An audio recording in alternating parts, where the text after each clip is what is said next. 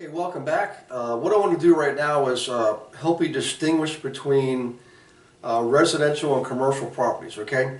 Broadly speaking, in the world of real estate definitions, residential properties are properties, anything that falls in the legal definition and business definition of residential properties, or any property that's occupied by people living there, okay? It's anything residential. Up to including 4 units. So any single family home, duplex, triplex, fourplex that people live in is considered residential. Right now on commercial, even though a property could be lived in by tenants, if it's 5 units and above, we call that commercial. Anything 5 units and above, even if people live there, we call that commercial.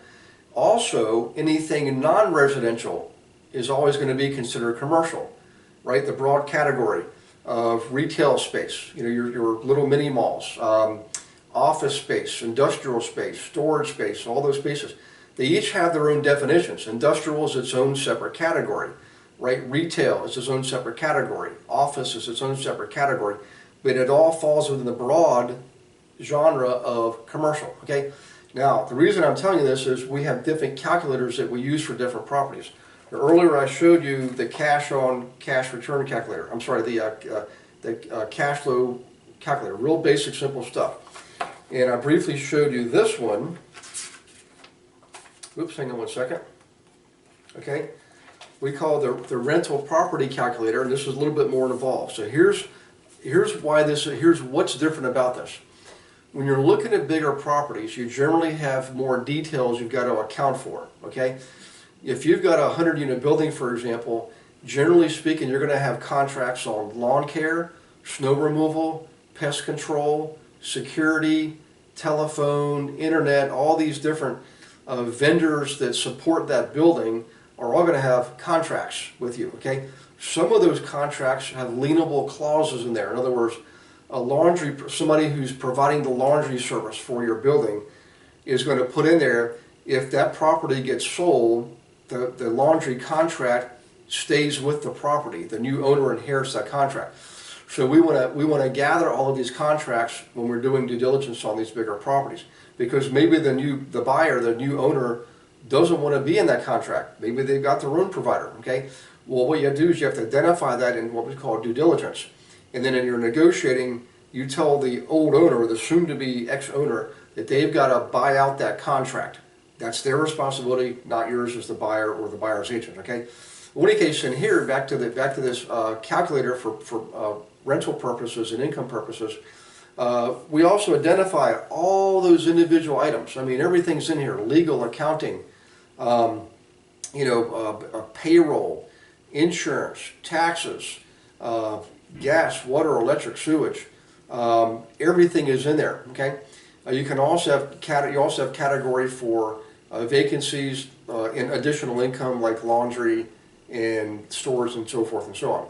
Now the other thing too is you may have if you have people that work for you, the owner pays for them or the property management company pays for them, and they're directly associated with that building and that building only. You count that as like payroll.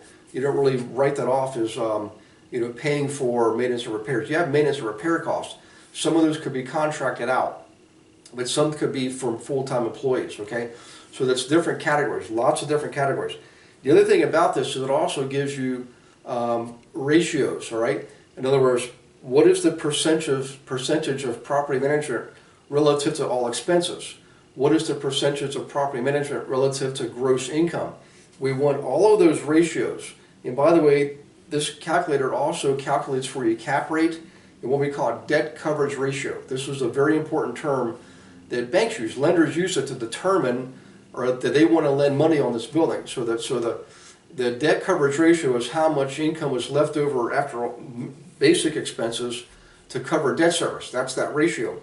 And anything, generally speaking, in a really good economy, banks will let you go with 1.2, 1.25. In a down economy or where lending is money's tight, money's scarce, they might want 1.75%. You just have to know what that is and whatever the market is, and they'll tell you. Okay. Well, if you can't make that ratio on this property, you're going to have to put more money down, or you can't finance it the way you want to. So debt coverage ratio is extremely important. What I'm getting at here is the bigger the property, the more detailed we get during our due diligence. Every little rock gets overturned. You put up here your rents coming in by unit, the financing you put in place, the purchase price, description of the property. It's all in here. At the bottom you can account for income tax too, so you can account for that. I think it's a great calculator. Again, if you don't have this and you want it, I mean, if you're in the training program, you've got this automatically. If not, I believe this is one of the ones they might give you a PDF version of it. Again, just look in the notes for the video, and I think if you click on a link, you can get a PDF version of this. So in any case, take care, and we'll see you on the next video. God bless you and your family.